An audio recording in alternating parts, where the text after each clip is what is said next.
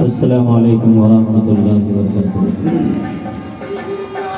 الحمد للہ وحدہ والصلاة والسلام علی من لا نبی بعدہ،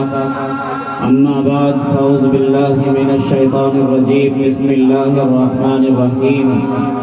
واتقوا فتنة لا تصيبن الذين ظلموا منكم خاصة، صدق اللہ المولانا العظیم۔ وقال النبي صلى الله عليه وسلم حق المسلم على المسلم خمس: رد السلام وعيادة المريض واتباع الجنائز وإجابة الدعوة التشميت العاطس، أو كما قال عليه الصلاة والسلام۔ معزز سامعین کرام، بزرگان دین، عزیز بچوں، میری پردہ نشین ماؤں اور بہنوں، اور اسٹیج پر تشریف فرما معزز حضرات، ہم لوگوں کے لیے یہ بڑی خوش نصیبی ہے کہ اتنے خوبصورت پنڈال میں دین کی نسبت پر ہم سب کو کچھ دیر اللہ اور رسول اللہ صلی اللہ علیہ وسلم کی باتیں سننے کا موقع عنایت فرمائے۔ حقیقت ہے کہ جب جگہ بدلتی ہے تو اس کی نسبت بھی بدل جایا کرتی ہے، اور جب نسبت بدلتی ہے تو اس کا مقام بھی بدل جاتا ہے۔ اینٹ اگر مسجد میں لگ جائے، اگر مندر میں لگ جائے تو اس کا مرتبہ، اس کا مقام بڑھ جاتا ہے۔ وہی اینٹ اگر باتھ روم میں لگ جائے، کوئی اور بے محل جگہ پر لگ جائے تو اس کا مرتبہ گھٹ جاتا ہے۔ اس لیے ہم سب کو یہ بات مد نظر رکھنا چاہیے کہ ہماری نسبت کس سے ہے۔ اللہ تبارک تعالیٰ نے ہم سب کی ہدایت و رہنمائی کے لیے شہنشاہ کونین جناب محمد رسول اللہ صلی اللہ علیہ وسلم کو مبعوث فرمایا۔ یہ وہ زمانہ تھا جس وقت لڑکی پیدا ہوتی تھی تو زندہ درگور کر دیا جاتا تھا۔ یہ وہ زمانہ تھا کہ جہاں کسی طرح سے بچ کر اگر جوان ہو جاتی تو انہیں دریاؤں کے نام پر بلی چڑھا دیا کرتے تھے، اور اگر مزدوروں سے مزدوری کرایا جاتا تھا تو سالوں سال تک اسے مزدوری نہیں دیتے تھے۔ غریب امیر کے پاس نہیں بیٹھ سکتا تھا، کالا گورا کے برابر نہیں کھڑا ہو سکتا تھا۔ انسانوں کے اندر اس طرح کی بے راہ روی تھی، اس طرح جہالت تھی، اور اس طرح اندھیرے گمراہی میں پڑے ہوئے تھے کہ انسانیت سسک کر رہ گئی تھی، اور یہاں تک کہ چیخو پکار اٹھ رہی تھی کہ اگر اس دنیا کی رہنمائی کرنے والا، اگر کوئی سچا انسان اس روئے زمین پر نہیں آئے گا تو زمین پھٹ جائے گی، آسمان ٹوٹ جائے گا۔ اور حقیقت ہے کہ جب اس روئے زمین پر برائی بڑھتی ہے، زناگاری عام ہوتا ہے، اور اسی طرح سے موسیقی کا زور پڑتا ہے تو اللہ تبارک تعالیٰ آسمان سے عذاب بھیج دیتے ہیں، چاہے سیلاب بھیجتے ہیں، چاہے زلزلہ بھیجتے ہیں، کبھی طوفان بھیجتے ہیں، کبھی چیخ کی آواز بھیجتے ہیں، چونکہ پچھلی قوموں کے ساتھ اسی طرح کا وقت آیا ہے۔ اس لیے شہنشاہ کونین جناب محمد رسول اللہ صلی اللہ علیہ وسلم ہم سب کو آگاہ کرنے کے لیے آئے تھے، لِيُخْرِجَكُم مِّنَ الظُّلُمَاتِ إِلَى النُّورِ۔ نبی کو اس لیے دنیا میں بھیجا گیا تاکہ اسے اندھیرے سے نکال کر اجالے کی طرف لے جایا جائے، تاکہ انہیں گمراہی سے بچا کر ہدایت کی طرف لے کر کے جایا جائے، تاکہ انہیں غلطیوں سے بچا کر کے سیدھے راستے کی طرف لے کر کے جایا جائے۔ آپ کو معلوم ہوگا اللہ تبارک تعالیٰ نے وقت کے پیغمبر کو جب سوال دے کر کے بھیجا اور کہا کہ جاؤ لوگوں سے جا کر کے پوچھو انتم تخلقونہ ام نحن الخالقون، اے سارے روئے زمین کے انسانوں اور جناتوں، ذرا یہ بتاؤ زمین کے اندر سے جو اناج نکلتا ہے، گیہوں اور دھان نکلتا ہے، اس کو پیدا کرنے والا اللہ ہے یا کوئی اور ہے؟ انتم تزرعون ام نحن الزارعون، اللہ تبارک تعالیٰ نے زمین سے اناج نکالا ہے یا کوئی اور نکالا ہے؟ تمہاری خلقت ماں کے گود، ماں کے پیٹ کے اندر تمہارے دو آنکھ بنائے، تمہارے دو کان بنائے، تمہارے ناک بنائے، تمہاری زبان کو بنایا، انگلیوں کے پوروں کو صحیح کیا، پورے جسم کو صحیح سالم بنایا، اتنا تنگ جگہ میں جہاں ہل ڈول کرنے کی جگہ نہیں، اتنی تاریکی جگہ میں جہاں کوئی انسان اس کو درست نہیں کر سکتا ہے، ایسے گوشت کے لتھڑا کو اللہ تبارک تعالیٰ نے سب سے پہلے ناپاک قطرے کے ذریعے سے اس کو جمع ہوا خون بنایا، اس کے ذریعے سے پھر گوشت کا لوتھڑا بنایا، اور اس گوشت کے لوتھڑا میں اتنا خوبصورت انسان کی تخلیق کی، لقد خلقنا الانسان فی احسن تقویم، اتنا بہترین سانچے میں اللہ نے انسان کو ڈھالا ہے۔ انسان کو غور و فکر کرنا چاہیے، سوچنا چاہیے کہ جب سارے مخلوقوں کے مقابل میں انسان کو اتنا خوبصورت بنایا ہے، اتنا اچھا سوجھ بوجھ دیا ہے، عقل مندی دی ہے، تو کم سے کم یہ انسان اپنا پیدا کرنے والے کو پہچانے، یہ انسان بارش برسانے والے کو پہچانے، یہ انسان ہوا چلانے والے کو پہچانے، یہ انسان زمین سے اناج نکالنے والے کو پہچانے، یہ انسان زمین سے لکڑیوں کو پیدا کرنے والے کو پہچانے، یہ انسان بارش برسانے والے کو پہچانے۔ سب سے بڑا بے وقوف انسان اس لیے زمین پر وہ ہے جو اپنے رب کو نہ پہچان سکے، جو اپنے خالق کو نہ پہچان سکے، جو اپنے رازق کو نہ پہچان سکے۔ اِذَا مَرِضْتُ فَهُوَ يَشْفِينِ، جب میں بیمار ہوتا ہوں تو شفا اللہ رب العزت کی ذات دیتا ہے، کیونکہ سارے کائنات کا پالنے والا اور پیدا کرنے والا وہی ذات ہے۔ برادران اسلام، ہم گھروں میں دیکھتے ہیں، ہم سلسٹا میں دیکھتے ہیں، ہم ملک میں دیکھتے ہیں، ہم صوبہ میں دیکھتے ہیں، اگر ایک وزیر اعظم نہیں، اگر ایک ملک کے دو وزیر اعظم بن جائے تو ملک ٹوٹ جاتا ہے۔ ایک صوبہ کے اندر ایک سی ایم نہیں، اگر دو چار سی ایم بن جائے تو وہ صوبہ ٹوٹ پھوٹ جاتا ہے، آپس میں لڑائی ہو جاتی ہے۔ ایک مسجد کے اندر دو سیکرٹری بن جائے تو آپس میں خلفشار ہو جاتا ہے۔ ایک گھر کے اندر دو گارجن بن جائے تو گھر کا معاملہ خراب ہو جاتا ہے۔ اتنا بڑا کائنات کا سنسار کا بنانے والا آخر ایک ہی تو ہوگا۔ اگر ایک سے زیادہ ہوتا، لو کان فیہما آلہۃ الا اللہ لفسدتا، اگر ایک سے زیادہ خدا ہوتا وہ زمین ٹوٹ جاتی، آسمان ٹوٹ جاتا۔ ایک کہتا بارش ہوگی، دوسرا کہتا بارش نہیں ہوگی، ایک کہتا ہوا چلے گی، دوسرا کہتا ہوا نہیں چلے گی، ایک کہتا کہ بہت آسانی سے ہلکی ہلکی بارش ہوگی، دوسرا کہتا موسلادھار بارش ہوگی۔ لہٰذا اس طرح سے سسٹم درہم برہم،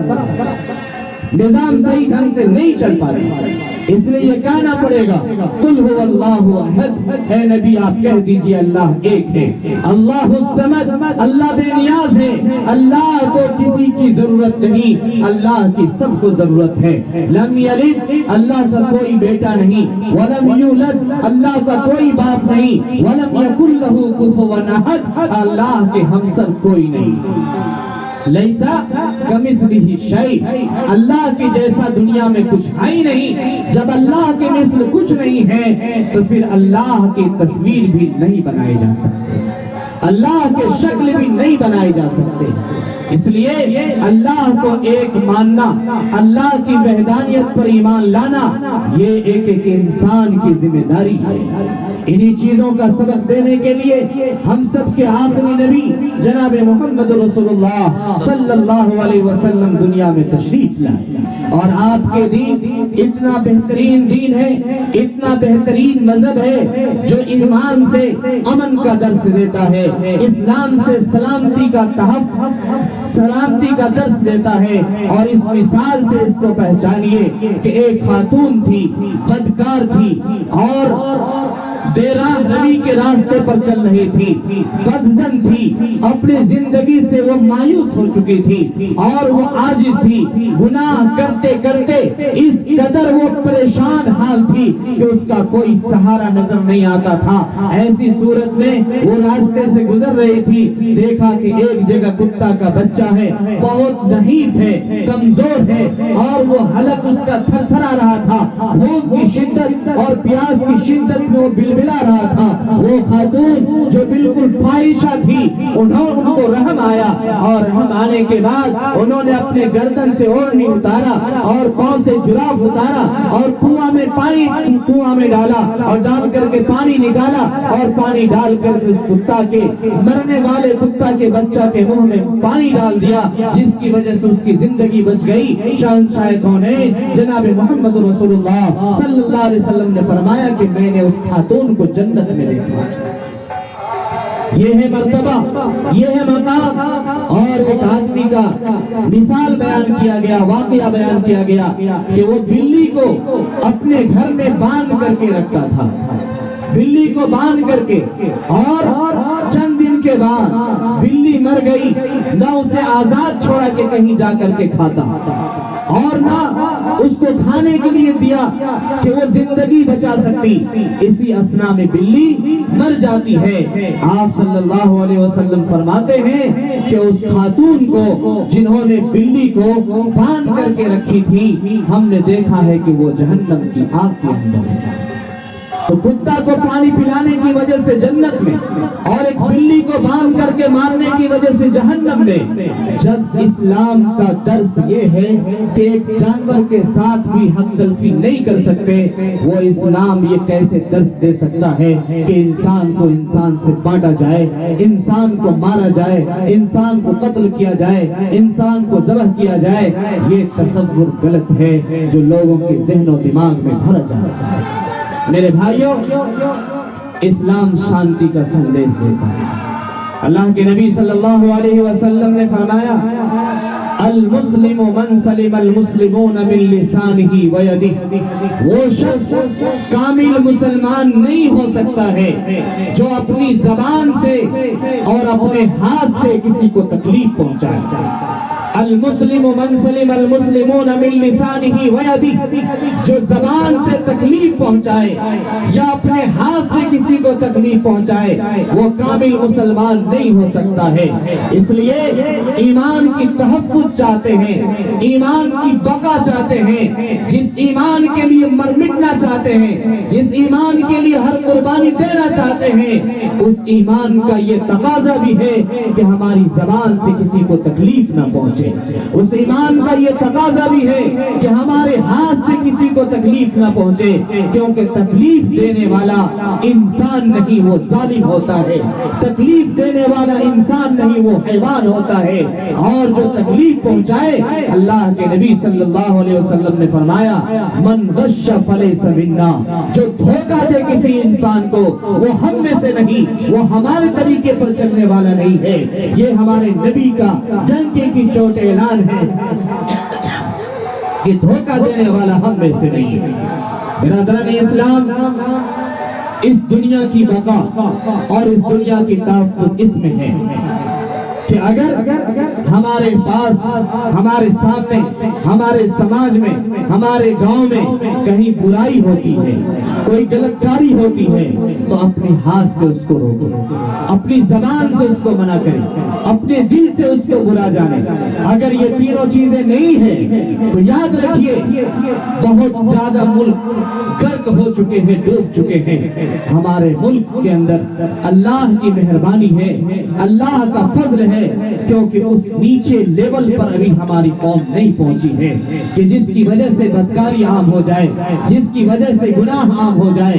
کرتے ہیں لیکن چھپ کر، کیونکہ سر عام سے ابھی بھی محفوظ ہے، اس وجہ سے ہم پر عذاب نہیں آتی ہے۔ حقیقت ہے کہ جس گھر میں بددیانتی اور خیانتی ہوتی ہے تو اس گھر کے اندر معاملہ اور ماحول تہس نہس ہو جاتے ہیں، اور جو آدمی کنٹرول سے خرچ نہیں کرتا ایک دن وہ بے حیثیت اور نیلام ہو جاتا ہے۔ اس لیے فضول خرچی کرنا حرام ہے، فضول خرچی بھی نہیں ہونی چاہیے، اور فضول خرچی کرنے والا شیطان کا بھائی ہوتا ہے۔ میرے بھائیوں، اللہ تبارک تعالیٰ نے قرآن کے اندر فرمایا ہے اور وہ عذاب سے بچنے کا طریقہ بتایا ہے، وَاتَّقُوا فِتْنَةً لَا تُصِيبَنَّ الَّذِينَ ظَلَمُوا مِنْكُمْ خَاصَّةً۔ اے لوگو، اللہ سے ڈرو اور ایسے فتنہ سے ڈرو کہ جس میں کم لوگ گنہگار ہوں گے، اور تمہارے زیادہ لوگوں کے گناہ سے نہ روکنے کی وجہ سے، انہیں منع نہ کرنے کی وجہ سے اگر اللہ کا عذاب آئے گا تو جہاں دھان پیسے جائیں گے وہیں کھکری بھی پیسی جائے گی، جہاں کھکری کو جلائے جائیں گے وہاں دھان کو بھی جلائے جائیں گے، کیونکہ گیہوں کے ساتھ سوڑ بھی پیسا جاتا ہے، اور اچھے لوگوں کے ساتھ برے لوگ بھی عذاب میں مبتلا کر دیے جاتے ہیں۔ اس لیے اچھے لوگوں کی بقا تب ہے جبکہ اچھے لوگ برے لوگوں کو اچھے راستہ دکھائیں، اچھے لوگ برے لوگوں کو اچھے راستے پر لانے کی کوشش کرے۔ یہی سماج کی خوبصورتی ہے اور یہی سماج کی بہتری ہے۔ آج سے چند سال پہلے ہمارے ملک کے اندر ہندو، مسلم، سکھ، عیسائی ایک ساتھ رہتے تھے، ایک ساتھ کھاتے تھے، ایک ساتھ چلتے تھے، ان کے شادی میں ہم شریک، اور ہمارے شادی میں وہ شریک ہوتے تھے، ہماری جنازے میں وہ آتے تھے، ان کی میت میں ہم لوگ شریک ہوتے تھے، دکھ درد کو بانٹتے تھے، تسلی دیتے تھے۔ لیکن ہمارے کچھ لوگوں نے اس طرح کا ماحول کریٹ کر دیا کہ مسلمان کو ہندو سے دشمنی، ہندو کو مسلمان سے نفرت، نہ جانے یہ کون سا ماحول ہے۔ میرے بھائیوں، انسان تب انسان ہے، تب ان کے پاس تو آنکھ رہنے کا فائدہ ہے، عقل رہنے کا فائدہ ہے، سمجھداری رہنے کا فائدہ ہے، جب انسان کے اندر نرمی ہو، انسان کے اندر انسانیت ہو، انسان کے اندر ہمدردی ہو، انسان کے اندر غمخواری ہو، انسان کے اندر رواداری ہو، انسان کے اندر دیانتداری ہو، انسان کے اندر وفاداری ہو۔ اگر انسان میں وفاداری اور دیانتداری نہیں ہے تو یقین مانیے، ابھی کا واقعہ ہے، ایک شخص بہت بیمار تھا، چند سال تک اس کا علاج چلا، گھر کا سارا روپیہ اس کا ختم ہو گیا، ختم ہونے کے بعد چند دن ہوئے، پڑوسی سے اس گھر میں کھانا آتا تھا، گھر میں کھانا بنانے کے لیے کچھ نہیں تھا، اور پڑوسی سے کھانا 3 دن 4 دن تک آتا رہا۔ ایک دن ایسا ہوا کہ اس کے گھر میں کھانا نہیں آیا، دوسرا دن گزر گیا کھانا نہیں آیا، تیسرا دن گزر گیا کھانا نہیں آیا۔ اس گھر کا بڑا بیٹا بیمار ہوا، سخت بیمار بخار تھا، پریشان حال تھا، ماں بیچاری گھر میں چونکہ وہ بیوہ ہو چکی تھی، وہ کپڑا بھیگا بھیگا کر پیشانی پر کپڑا ڈالتی تھی، ان کے پاس علاج کے لیے دوا کے لیے پیسہ نہیں تھا، وہ مجبور رو رہی تھی۔ اتنے میں ایک چھوٹی معصوم بچی آئی اور انہوں نے کہا، اماں جان یہ میرا بھائی کب بنے گا؟ ماں کے دل پر خنجر چلتا ہے، پریشان ہو جاتی ہے، وہ پھوٹ پھوٹ کر رونے لگتی ہے اور کہتی ہے، بیٹا یہ کیسا جملہ تم بول رہی ہو، ایسا کیوں بولتی ہو؟ وہ معصوم بچی ان کے الفاظ کو، درد کو سنیے، وہ کہتی ہے کہ امی جان جب میرے پاپا جی کا انتقال ہوا تھا تو 3 دن تک مستقل کھانا آیا تھا، مجھے یہ لگتا ہے کہ میرے بھائی جان مر جائیں گے تو کم سے کم 3 دن تو کھانا گھر میں آئے گا۔ میرے بھائیوں، یہ سماج ہمارا ہے کہ پڑوسی کو پڑوسی کی فکر نہیں، بھائی کو بھائی کی فکر نہیں، باپ کو بیٹا کی فکر نہیں، بیٹا کو باپ کی فکر نہیں، اور گاؤں والے کو گاؤں والے کی فکر نہیں، صوبہ والوں کو صوبہ والوں کی فکر نہیں، مال لے کر بڑھتے چلے جا رہے ہیں، ایسا لگتا ہے آسمان پر چڑھیں گے۔ آج ترکی کے اندر تباہی آئی، زلزلہ آیا، 20 منزلہ مکان زمین دوز ہو گیا، کل کا امیر آج کا فقیر بن گیا، جان نہیں بچا سکا۔ میرے بھائیوں، یہ مال کس کام کا ہے جو کوئی انسان نہ کھا سکے؟ یہ مال کس کام کا ہے جو کوئی غریب استعمال نہ کر سکے؟ وہ مال کس کام کا ہے جو بیوہ کا پیٹ نہ بھر سکے؟ وہ مال کس کام کا ہے جو یتیم کو سبق اور علم نہ حاصل کر سکے؟ مال ہمارا हमारा तब काम आएगा जबकि हम गरीबों पर खर्च करेंगे, पड़ोसियों को भूखा न सोने देंगे और अपने घर वालों को, अपने पड़ोसियों को, अपने बस्ती वालों के साथ खैरखानी का मामला करेंगे। चूंकि दुनिया चल चलाओ की है, दुनिया जा चुकी है, बहुत सारे लोग जो कल थे वो आज नहीं है, और हम भी आज हैं कल नहीं रहेंगे। क्या पता किस गली में और किस घड़ी में हमारी मौत आ जाएगी। हर दिन के बाद डूबता हुआ सूरज हमें ये सबक दे करके जा रहा है कि तुम्हारी जवानी एक दिन बुढ़ापे में ढल जाएगी और तुम्हारी बुढ़ापा एक दिन खत्म हो जाएगा। क्योंकि हर चीज का एक जमाना, एक वक्त होता है, और वो सीजन और जमाने में जब वो सही शबाब पर होता है उसके बाद उसका वक्त खत्म हो जाता है, और वही वक्त होता है अल्लाह की कुदरत का आजमाने का। उस वक्त में जो सही सिमत में अपनी जिंदगी को नहीं लेकर के गया, अय्याशी को नहीं छोड़ा और गुनाह को नहीं छोड़ा, तो फिर वक्त बहुत जल्द उसको सबक सिखा देता है। इंसान के सिखाने से अगर सीखे या ना सीखे, लेकिन वक्त जब सबक सिखाता है तो इंसान को बहुत अच्छा से समझ में आ जाता है। इसलिए मेरे भाइयों, कश्मीर में जो परेशानी आई थी, सैलाब आया था, आपको वो मंजर मालूम है। अररिया के अंदर जो सैलाब आया, करोड़पति को देखा हमने भीख मांगते हुए। मेरे भाइयों, हमारे पास ये माहौल, ये मामला ना आए, इसके लिए हम लोगों को कोशिश करनी पड़ेगी। अपने समाज को इकट्ठा लेकर के चलना पड़ेगा। उसमें जो बेवा है, यतीम है, मिस्कीन है और गरीब है और कहीं कुछ नहीं है उसके पास, उन लोगों की वजह से हमारी जिंदगी बची हुई है। क्योंकि वो अगर नहीं होते तो अल्लाह हमें भी खाना नसीब नहीं करता। इसलिए अल्लाह ने अमीर और गरीब को इसीलिए बनाया है ताकि अमीर को भी अल्लाह आजमाए और गरीब को भी आजमाए। अमीर का माल गरीब के पास जाना चाहिए और गरीब को चाहिए कि वो अमीर की इज्जत करे, एहतराम करे। दोनों को उस हिसाब से अल्लाह ताला ने मुआशरे में बनाया है। अगर सही मानिए सबको अमीर बना दिया जाता और सबको मालदार बना दिया जाता तो ये पंडाल जो लगाया है इतना खूबसूरत, इसके लिए मजदूर आपको नहीं मिलता, खुद से करना पड़ता। घर में झाड़ू लगाने वाला नहीं मिलता, बर्तन धोने वाला कोई नहीं मिलता, क्योंकि सबको अपने पैसे पर कनात होती, किसी को किसी से कोई वास्ता नहीं, कोई जरूरत नहीं। इसलिए समाज में हर तरह के इंसान को अल्लाह ने पैदा किया है ताकि समाज सही ढंग से चल सके और ये पाया तकमील तक जा सके। अल्लाह के नबी सल्लल्लाहु अलैहि वसल्लम ने फरमाया, हक़्क़ुल मुस्लिमी अलल मुस्लिमी खम्सुन रद्दुस सलाम व इयादतुल मरीज व इत्तिबाउल जनाइज व इजाबतुद दावतुत तशमीतुल आतिस। मुसलमान का मुसलमान पर 5 हक है। नंबर 1, अगर सलाम करे तो उसका जवाब दो, क्योंकि सलाम को फैलाना ये बहुत बड़ा अज्र व सवाब का काम है। और दूसरा ये है कि अगर कोई मरीज है, बीमार है, तो उसकी इयादत करने के लिए जाइए। जो मरीज की इयादत करता है और वो बीमार है, उसकी इयादत के लिए चंद कदम चल करके उसके घर पे जाता है तो उसके पांव के नीचे फरिश्ता पर बिछा देता है, फरिश्ता उसके साथ साथ जाता है और अल्लाह ताला मरीज की इयादत करने वालों के लिए जन्नत में बेहतरीन घर बनाया है। चूंकि वो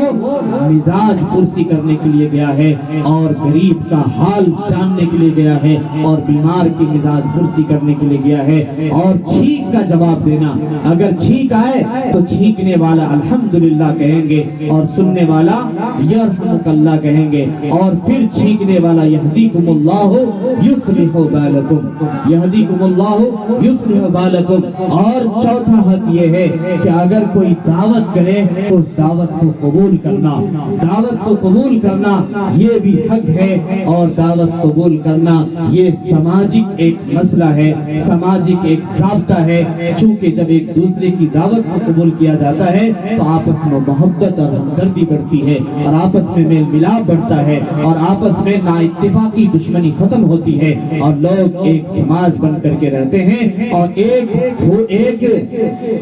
बागीचा में चंद तरह का फूल हो तो वो बागीचा खूबसूरत लगता है। ये हमारा हिंदुस्तान भी ये कई मजहब और कई बिरादरी और कई संगम का ये हिंदुस्तान है और इस हिंदुस्तान में सारे धर्म सारे मजहब के लोग रहते हैं और इसीलिए ये हिंदुस्तान इतना खूबसूरत है। लोग मोहब्बत की नजर से इस मुल्क को देखते हैं। सबसे ज्यादा हमदर्दी और भाईचारगी और समाज में उल्फत और उखुवत अगर पूरी दुनिया में कहीं भी देखने دیکھنے کو ملے گا تو وہ ہندوستان کی سرزمین ہے، کیونکہ یہاں آپس میں لوگ محبت کو بانٹتے ہیں۔ میرے بھائیوں، محبت ہی ایک سب سے بڑی امانت کی چیز ہے، محبت سے بڑھ کے دنیا میں کوئی دولت نہیں ہے۔ محبت کو بانٹیے، محبت کو پھیلائیے اور محبت سے ملیے، دل میں آن نہ رکھیے، کینہ نہ رکھیے، کینہ بہت بڑا ظلم ہے۔ اللہ کے نبی صلی اللہ علیہ وسلم نے ایک بار مجلس میں صحابہ کو کہا کیا تم جنتی کو دیکھنا چاہتے ہو؟ کہا کہ ہاں ضرور۔ ایک کہا کہ دیکھو مسجد کی گیٹ پر ایک جنتی آ رہا ہے، دیکھا ان کو دیکھ کر کے لوگ خوب سیر ہوا۔ دوسرے دن پھر مجلس میں کہا کیا تم جنتی کو دیکھنا چاہتے ہو؟ کہا ہاں۔ کہا گیٹ پر دیکھو آ رہا ہے، پھر وہی صحابی تھے۔ تیسرے دن بھی وہی صحابی حضرت علی رضی اللہ تعالیٰ عنہ کو بڑا دل میں اطمینان ہوا اور کہا کہ ہمیں عشرائے مبشرہ میں سے اللہ کے نبی نے جنت کی خوشخبری دی۔ اس صحابی کے اندر کون سی خصوصیت ہے، کون سی اچھائی ہے جس کی وجہ سے انہوں نے 3 دن لگاتار جنتی ہونے کی خوشخبری نبی نے دیا ہے۔ آپ ان کی یہاں مہمان ہوئے، 3 دن تک رہے، وہ کھاتے پیتے چلتے پھرتے نماز پڑھتے، رات میں تہجد پڑھتے اور اس کے بعد دعا کرتے، استغفار کرتے۔ جب جانے لگے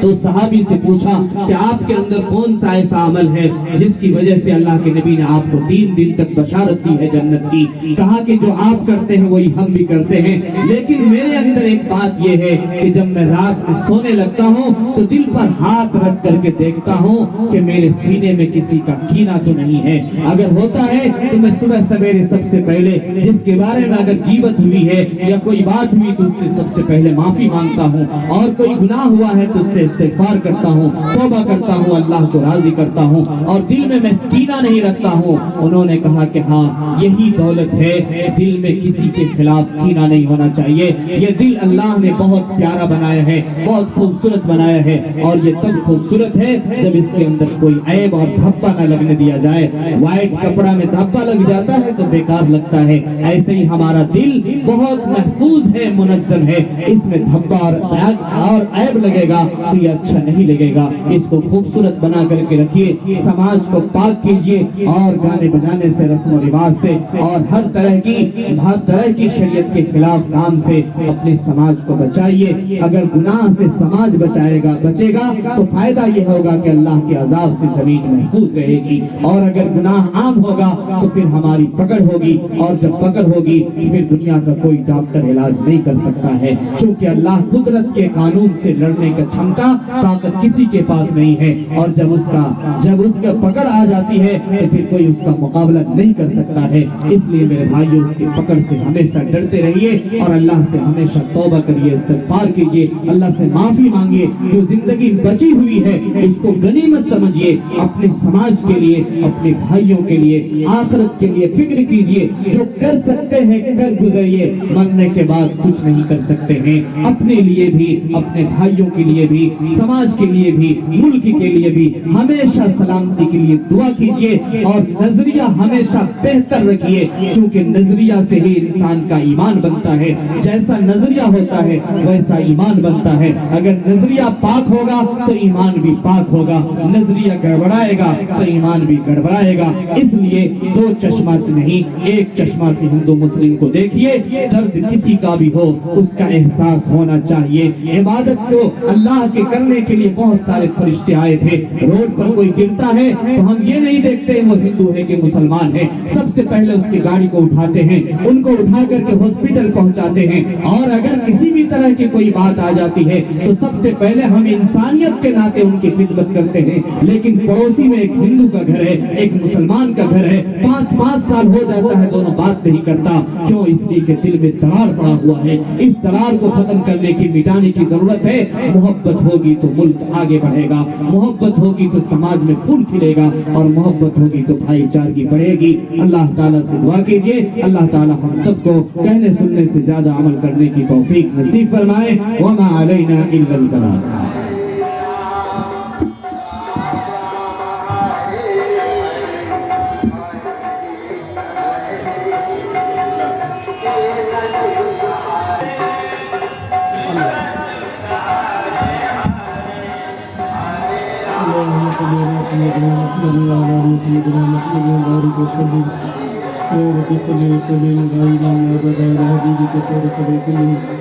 يا حنان يا منان يا ستار يا عزيز يا غفار